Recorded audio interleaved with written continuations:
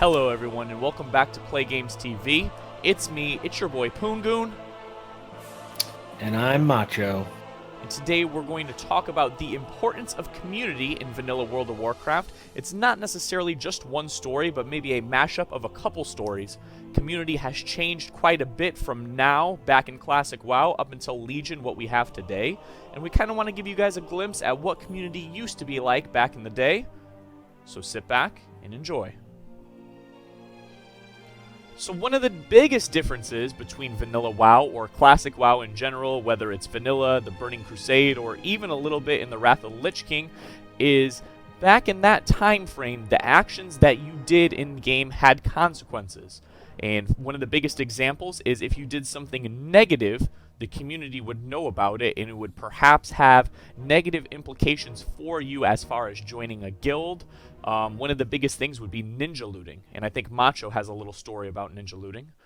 Yeah, I can remember back in the day when I finished my first character ever on World of Warcraft. It was my shaman on the Illidan server, and it took me about a month to hit 60. And one of the first things I ever did at 60 was join a Zerg raid on the undead side of Stratholme. And back then you could run like 20 something people, maybe more, I don't know, 15, 20 people. There were 15, 20 people in the raid.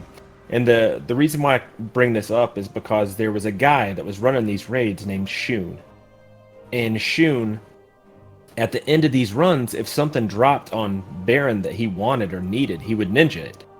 And so his name became synonymous with ninjaing an item. So like, if you were in a run with somebody later on and somebody picked something off the boss that they wanted and just scooted, that was known as being shooned.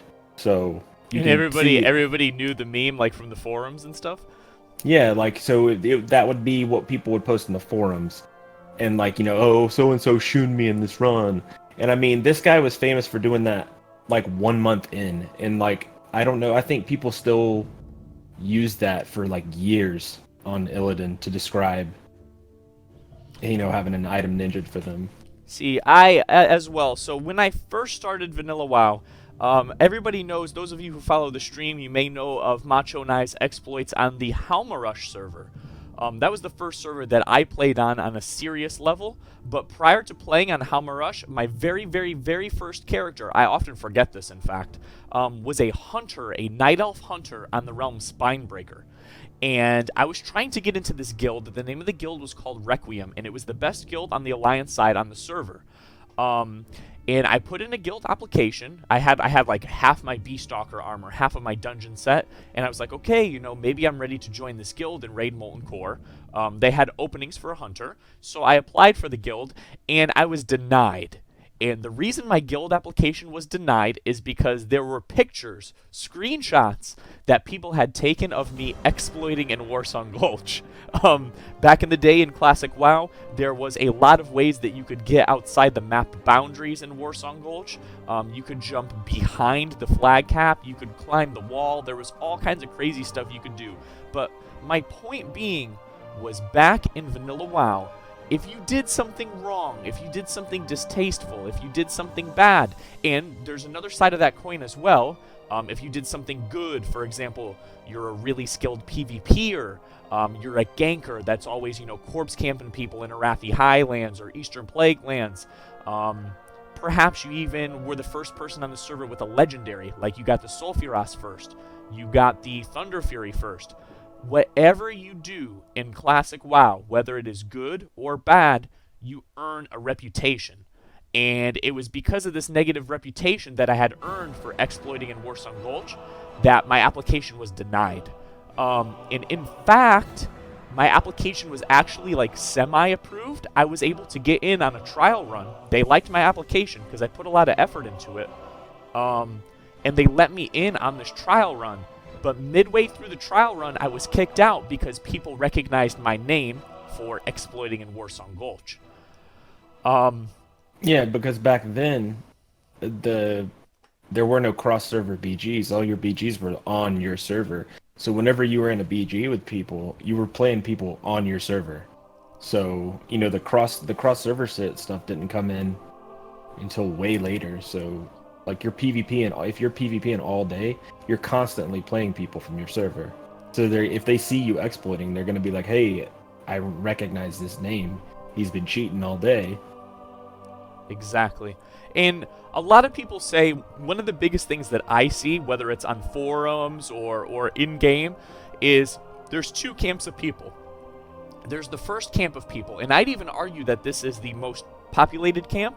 There's this first camp of people who says community currently in Legion or in modern WoW, because it's not just in Legion, it's been going on for quite some time now.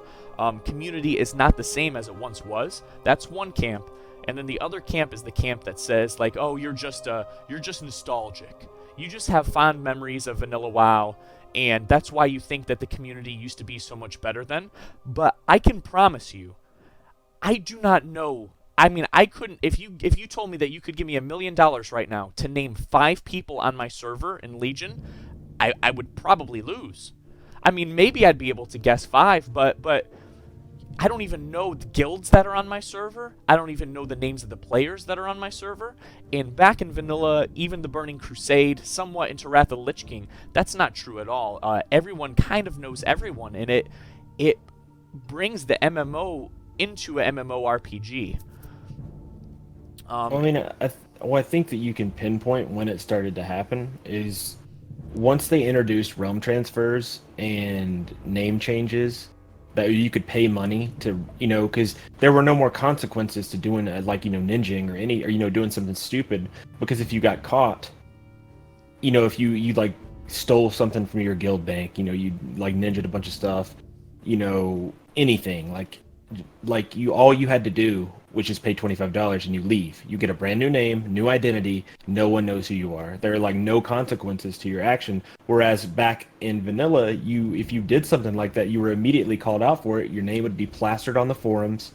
Like Poon said, that you'd be getting denied from guilds that you wanted to raid in. I mean, there's tons of consequences, and now it's just there's none of that. There's no one to hold you accountable. And the thing that's funny is, especially with ninjing, there's other aspects to community, of course, not just identifying ninja looters. But if you say you ninja loot the server first Thunder Fury, right? All you have to do is transfer it to another server. You change your name, you change your server, and it's almost as if no one knows who you are.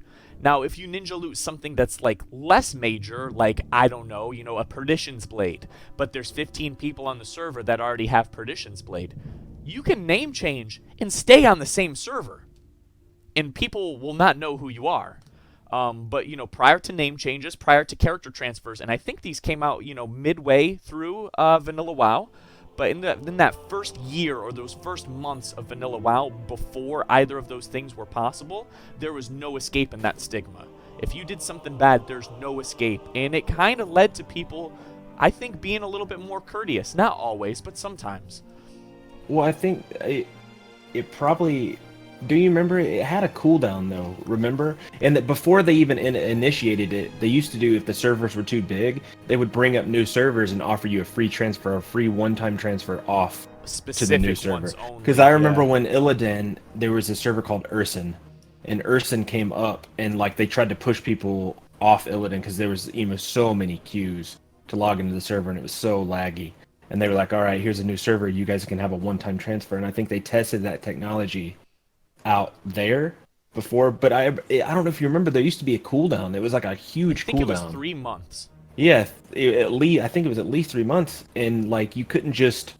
It's not like you could just go, okay, I'm leaving this server to go to Spinebreaker. So now I'm on Spinebreaker and I can do something stupid and leave. You were at least stuck there for a period of time. That's true. So now I think you can do it like every 7 days or something like that. Yeah, it's like a matter of days. In the defense of the early implementation of the system, at least you had to wait a long time in between transferring. So you still landed on a server, and this was like the case in Burning Crusade, because in Burning Crusade, server transfers and I think faction transfers as well were allowed, but you still had that sense of community. You still had that feel. I don't think faction transfers came into Wrath. No, maybe I'm wrong about that one then.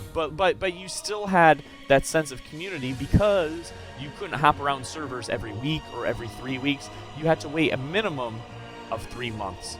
So, you know, you did get to know your neighbor, basically, and Mm. I think that that's personally, that's one thing that I'm very excited for about Classic, is it brings that community feel. It kind of forces it upon you because you can't run.